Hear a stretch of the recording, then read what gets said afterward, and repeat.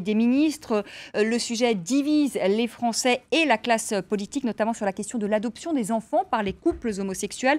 Alors, faut-il donner à ces couples l'accès à la procréation médicalement assistée? On en parle dans la deuxième partie du débat avec nos invités. Je vous la présente très rapidement. Caroline Mécari, qui est avocate et présidente de la Fondation Copernic, avec Xavier Lemoine, qui est membre de l'UMP, également du Parti chrétien-démocrate de Christine Boutin, avec Serge Effez, qui est psychiatre, psychanalyste, responsable de l'unité de thérapie familiale dans le service de psychiatrie de l'enfant et de l'adolescent à l'hôpital de la Salpêtrière à Paris, et avec Christian Flavy, qui est psychiatre, psychanalyste dans le même département que Serge Effez, donc à l'hôpital de la... Pas dans le même département. Non, dans le même service. Oui, voilà. Pardonnez-moi, à l'hôpital donc de la Pitié Salpêtrière à Paris. Avant de reprendre ce débat, j'aimerais bien qu'on parte en Belgique, si vous le voulez bien, parce qu'il faut quand même rappeler que dans l'Union européenne, eh bien, plusieurs pays ont autorisé le mariage homosexuel. Je ne sais pas si on peut voir la carte, je vous en cite quelques-uns. Les Pays-Bas, la Belgique, l'Espagne, le Portugal, la Suède et le Danemark. Voilà les pays qui ont autorisé le mariage homosexuel. Kathleen Landaburu, vous êtes avec nous en direct de Bruxelles. La Belgique, donc, qui a autorisé le mariage homosexuel en 2003, hein, donc ça date, hein, ça fait déjà presque 10 ans, 8 ans précisément. L'adoption donc d'enfants par les couples homosexuels est intervenue en 2006, 3 ans après. Alors Kathleen, le mariage homosexuel, est-ce qu'il est aujourd'hui complètement intégré dans la société belge ? Oui, tout à fait, Vanessa. 9 ans après son adoption, le mariage homosexuel semble en quelque sorte faire partie du décor ici en Belgique. Même les partis de droite, comme par exemple les libéraux, qui étaient très divisés sur la question à l'époque, ont aujourd'hui accepté la loi au nom de l'égalité de tous et de la lutte contre les discriminations. La preuve, le Parti libéral francophone, le MR, très critique à l'époque vis-à-vis de cette loi, a depuis cette année son propre stand à la Gay Pride de Belgique. Plusieurs de ses membres se sont d'ailleurs mariés avec d'autres hommes, publiquement, ouvertement, et ils ont été réélus à l'issue des dernières élections municipales en octobre. Preuve que les électeurs, même conservateurs, ont su dissocier vie publique et vie privée. Alors dans ce contexte, la France apparaît de plus en plus aux yeux des Belges comme un pays en retard sur son temps, voire même réactionnaire, d'autant que la mesure est avant tout symbolique. Si on regarde les chiffres 10 ans après, on constate que le raz-de-marée annoncé ne s'est pas produit. On prévoyait alors entre 5 et 10% de mariages homosexuels sur l'ensemble des mariages célébrés. Or, depuis l'adoption de la loi en 2003, moins de 3% des mariages ont uni deux personnes du même sexe. Et concernant l'adoption, Kathleen, est-ce que la loi a vraiment changé les choses en Belgique ? Là encore, je dirais que la loi a été beaucoup plus symbolique qu'autre chose. Dans les faits, très peu de couples homosexuels ont pu adopter des enfants. Pourquoi ? Tout simplement parce que très peu de pays acceptent que leurs enfants soient adoptés par des couples homosexuels. À ce jour, je crois que seuls les États-Unis et l'Afrique du Sud l'autorisent. Mais encore une fois, le fossé est grand entre la théorie et la pratique. Et face à un couple hétérosexuel, les chances d'un couple homosexuel de voir aboutir leur démarche sont extrêmement réduites. Alors, l'adoption intrafamiliale est beaucoup plus répandue par contre. Elle permet à une personne d'adopter l'enfant de son conjoint. Et autre pratique également plus répandue en Belgique, le recours à la procréation médicalement assistée. Depuis 2007, la loi prévoit que la demande peut émaner d'un couple hétérosexuel ou homosexuel. Il peut aussi être le fait d'une femme seule, raison pour laquelle beaucoup de femmes lesbiennes françaises ont eu recours à ces techniques en Belgique. Merci beaucoup, Kathleen, en direct de Bruxelles. Xavier Lemoine, en Belgique, aux Pays-Bas, on n'assiste pas à des dérives, à la polygamie, comme le dit Christine Boutin, ou à des scènes de décadence. C'est totalement... quand on entend Kathleen Landaburu, ça a l'air de se passer... Vous avez aux Pays-Bas, au Brésil et dans un troisième pays, là, c'est tout récent, des mariages qui viennent d'être reconnus à 3 personnes. Et c'est alors qu'on soit très clair, qu'il n'y ait aucune. Attendez, la polygamie, c'est d'abord un fait hétérosexuel. Oui, attendez, Xavier Lemoine termine ensuite. Ce n'est pas, je dirais, les homosexuels en tant que tels qui vont faire dériver les choses vers la polygamie. C'est dès lors que on considère que ce n'est plus la complémentarité homme-femme qui fonde la famille. Eh bien. La même logique on l'ouvre aux personnes homosexuelles. La même logique amène la famille à plusieurs. Voilà. Et après, on est dans une combinaison, mais qui sera, je dirais, limitée par la fantaisie qu'on pourra avoir dans les combinaisons. Voilà. C'est tout. Non, il suffit que la loi dise non, et voilà. Et puis il n'y a aucune raison. C'est vous qui discriminez, chère madame. C'est vous qui discriminez pour le coup. Caroline Mécari, ce que vous dites, c'est qu'il faudrait finalement que la loi soit quand même très clair pour éviter Mais des au nom de mariages quoi à Je vais 3 d'abord ou à être 4. extrêmement Au nom de claire. quoi Il n'y a aucune revendication dans la société française de mariage à 3, 4 ou 5. Si. Ça, c'est encore... Si. Non. Et vous... Mais Quelle si. association? Laquelle? Absolument. Allez-y. Il n'y en a aucune. Mais si. Ça, Ça c'est circule. encore du fantasme, Mais c'est pas du fantasme, de la chère madame. droite, de l'Église. C'est pas, et c'est pas le vôtre, mais totalement c'est celui fantasmatique. d'autres personnes. Donc il n'y a d'abord aucune revendication. Oui, Donc, mais en Belgique, c'est ce qui s'est vraiment fait. fantasmatique. En Belgique, Et- 10 ans après, c'est ce qui s'est fait. mais Et aux absolument Pays-Bas pas. aussi. Pareil. Et bien sûr. Et au Brésil, reportage pareil. que nous Alors, qu'est-ce que vous faisons répondez, voir. Caroline Mécari, quand on dit aux Pays-Bas, en Belgique, on autorise aujourd'hui Mais c'est faux. C'est D'abord, vrai. mariage à 3. d'abord, je réponds que c'est faux. Non. C'est faux. Bah, vous pouvez C'est me vous dire qui non, mentez, mais madame. c'est vous. Désolé. Vous mentez. Je suis Voilà. désolée. Bah non, c'est vous. Désolée. Informez-vous. Voilà. Je suis très bien Brésil, informée Pays-Bas, et à mon Belgique. avis beaucoup plus informée. Brésil, que vous. Pays-Bas, Mais arrêtez. Belgique. Bon, je Voilà. ne peux pas débattre quand on est Si. dans un comment dire, quand Mais on a si. de la mauvaise foi comme ça, c'est Mais non. archi faux. Le problème aujourd'hui en France n'est pas la Ça vous revendication gêne. d'un mariage à Ça trois. vous Mais non, gêne ça ne me considérablement, dérange pas. je le C'est du conçois, mensonge. mais c'est la vérité. Arrêtez de mentir. Enfin, c'est franchement Eh bien, écoutez, c'est la prochaine fois qu'on pénible. se retrouvera sur un plateau, je vous apporterai les preuves avant.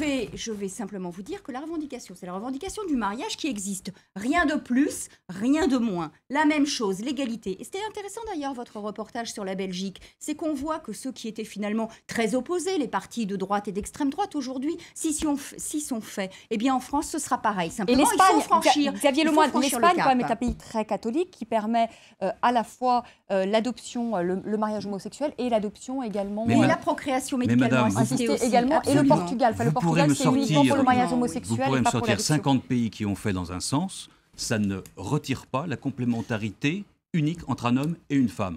Après, c'est tout. Mais il Et faut moi, je aussi parle là-dessus. Christophe Lavigny, On a Serge le droit- on a le Eiffel. droit d'y Christophe croire. Lavigny. On a le droit d'y croire. Et moi, je ne suis Oui, pas c'est là de en la tant que croyance. mère pour organiser la précarité familiale Enfin. par ces mariages-là. Et on voit déjà, quand un enfant perd son papa ou sa maman, ou au moment du divorce, effectivement, les drames de la filiation, les ruptures que ça provoque, eh bien, je ne suis pas là pour, je dirais, les organiser, les Pardon, encourager. Serge monsieur, mais Eiffel. c'est vous qui organisez la précarité Ah bah voilà. familiale en refusant à des familles qui existent et qui existent depuis longtemps, à des enfants qui sont élevés dans des cadres familiaux sécurisants, avec des parents qu'ils aiment et Oui. des parents qu'ils reconnaissent Sauf que comme étant leurs l'altérité parents, homme-femme est en une nécessité ne leur aussi dans donnant pas l'éducation. le droit que Non. ces deux parents puissent établir une filiation avec eux, parce que c'est ça leur réalité. La Et une complémentarité famille, de ça l'homme n'est et de pas la que femme, vous deux les privez de parents. cela. Une famille, c'est un groupe familial dans lequel il y a des grands-parents, il y a des oncles, il y a des tantes, il y a des cousins, il y a des hommes, il y a des femmes, et que c'est cette famille qui est protectrice pour l'enfant, même si ces deux parents sont du même sexe, ils sont dans un entourage.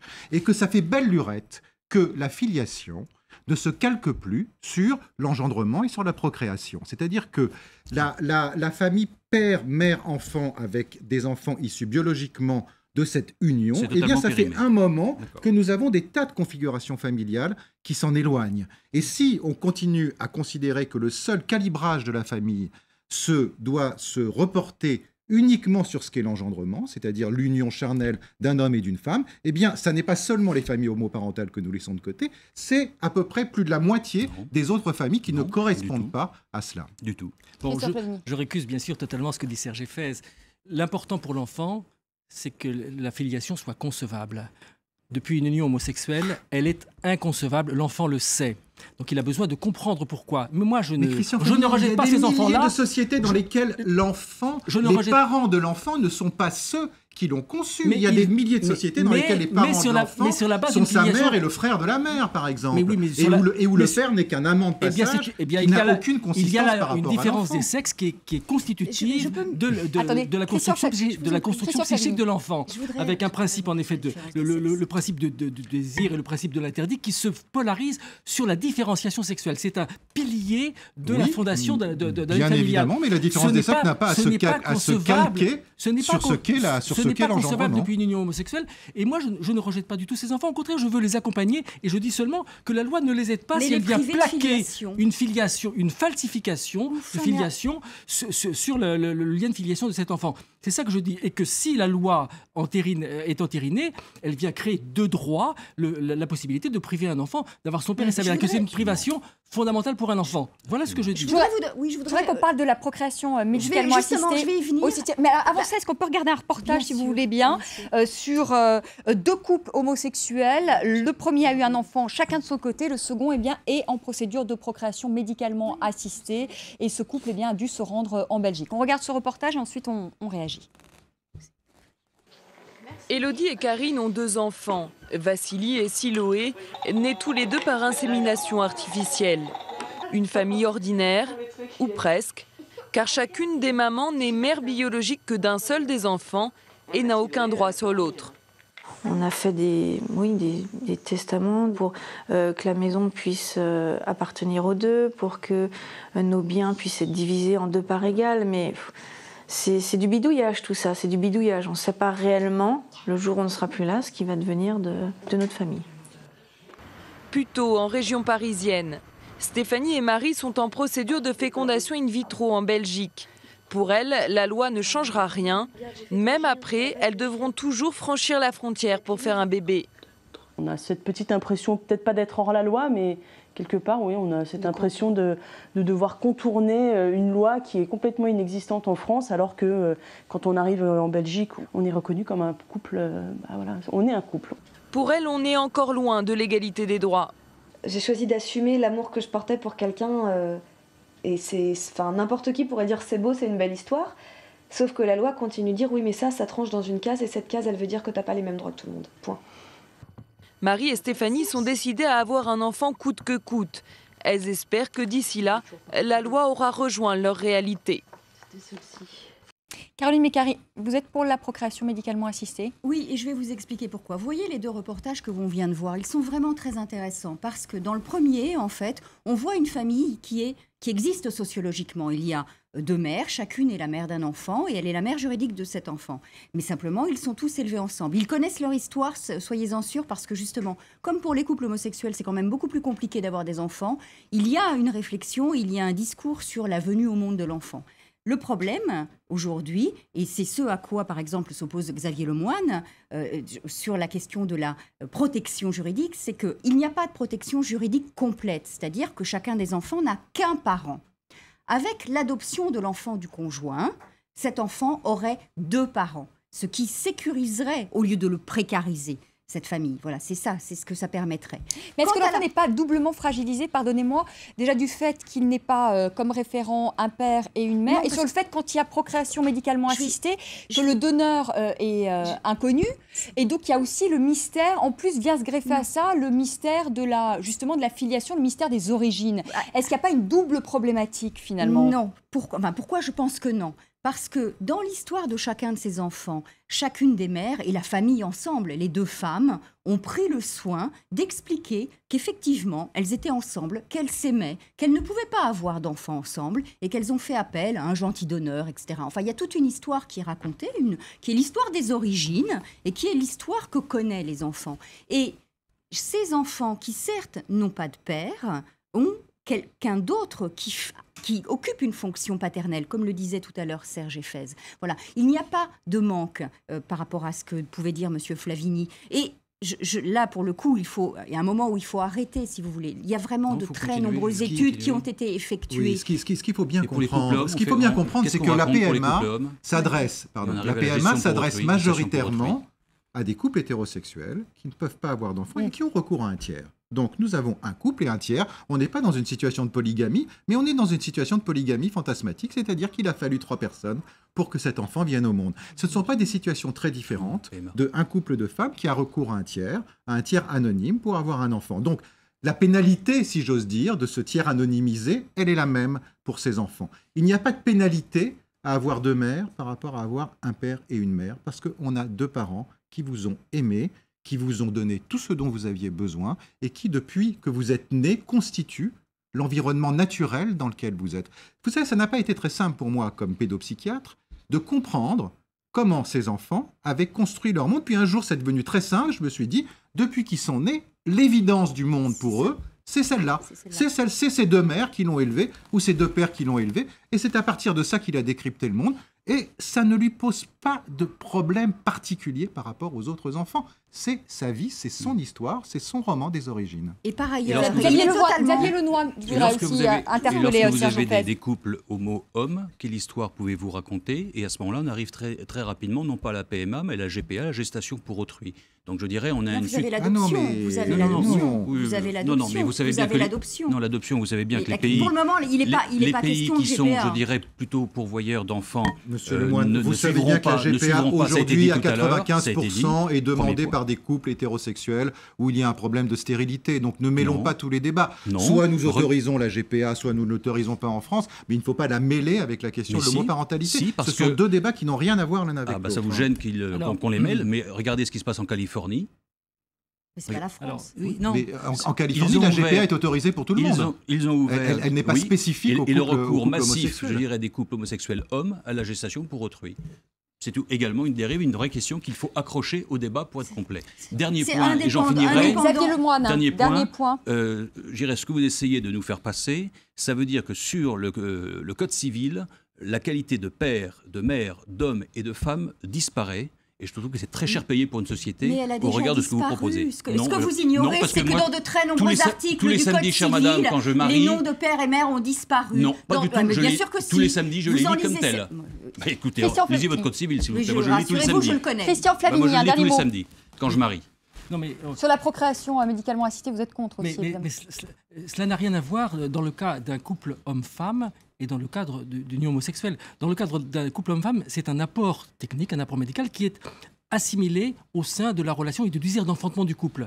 Ce désir d'enfantement n'est pas porté par l'union homosexuelle, donc cela n'a rien à voir, ce n'est pas du tout la même logique. À ce moment-là, on rentre dans la logique du droit à l'enfant, et à ce moment-là, on va dans le sens des sociétés anglo-saxonnes, on voit très bien comment elles fonctionnent à ce moment-là. Le droit à l'enfant, ça va avec la marchandisation de l'enfant, ça va avec le choix de l'enfant, ça va avec tout un tas de choses dont justement la France veut se garder. Alors, l'autre chose dont il faut tenir compte, c'est que par rapport à ces pays étrangers, notamment aux États-Unis, c'est le mariage religieux qui compte aux États-Unis. C'est le mariage religieux qui fait référence et le mariage civil suit. Ça n'est pas la même logique en France du fait du principe de laïcité. Donc modifier modifier le mariage en France n'a pas du tout la même dynamique que le fait que des choses aient été ouvertes aux États-Unis, parce que ce n'est pas du tout sur le même principe que repose l'équilibre de la vie familiale. Alors, Xavier Lemoine, est-ce que vous êtes comme Christine Boutin, j'imagine, favorable à un référendum sur le mariage homosexuel et sur l'adoption Sur une question aussi fondamentale, il est normal que l'ensemble des citoyens soient amenés à se Alors, les prononcer. Français ont répondu, quand même, si on peut rapidement voir, quand même, avant de se quitter. Il y a eu un sondage BVA qui a été fait donc, pour le Parisien. Expliquons-leur exactement Les quelles Français sont sont toutes les majoritairement conséquences favorables de au cela. mariage homosexuel, pardonnez-moi, 58% donc, en 2012, et ils sont 50% Madame, à être favorables à l'adoption des Depuis couples que le homosexuels. débat a timidement commencé et qu'on essaie de faire comprendre aux Français qu'est-ce qui se cache réellement derrière ce mariage pour tous, on voit effectivement que les sondages évoluent et plutôt, on va dire, à la baisse en faveur de ce projet de loi, et c'est que les Français prennent bien conscience. Et moi, je peux Mais vous ils y dire... sont quand même favorables encore, Ils y majoritairement. sont encore, mais on commence tout juste à leur expliquer exactement toutes les conséquences. Donc, allons Serge jusqu'au Fès, bout un de la dernier mot. démarche. On est quand même Allons- une société quand même assez progressiste, finalement, quand on regarde ce sondage. On est une société progressiste et on est une société qui admet de plus en plus la diversité. Vous savez, l'image de l'homosexualité, eh bien, voilà, elle se transforme d'une façon extrêmement rapide et extrêmement favorable depuis une vingtaine d'années. Effectivement, ça a été une maladie mentale jusqu'à il n'y a pas si longtemps. Aujourd'hui, tout le monde a des couples voisins qui sont homosexuels, des enfants, des neveux, des cousins, et tout le monde se rend compte que le fait d'être homosexuel, comme le fait d'être hétérosexuel, ça ne recouvre pas toute la personne, c'est un aspect de la personne, et que tout le reste, eh bien, c'est une universalité de la personne qui, comme toute personne, a envie de transmettre. Merci à tous les quatre. Caroline Mécari a un ouvrage à paraître, L'amour et la loi, c'est aux éditions Alma. Serge Fès, auteur du Nouvel ordre sexuel aux éditions Kéro, et Christian Flavigny à paraître le 17 novembre. Je veux papa et maman, et c'est aux éditions Salvatore. Merci à tous les quatre d'avoir participé à ce débat. Merci à vous de l'avoir suivi. Très belle soirée. Je vous retrouve demain 19h pour un débat évidemment consacré à l'élection présidentielle américaine. Très belle soirée. À demain.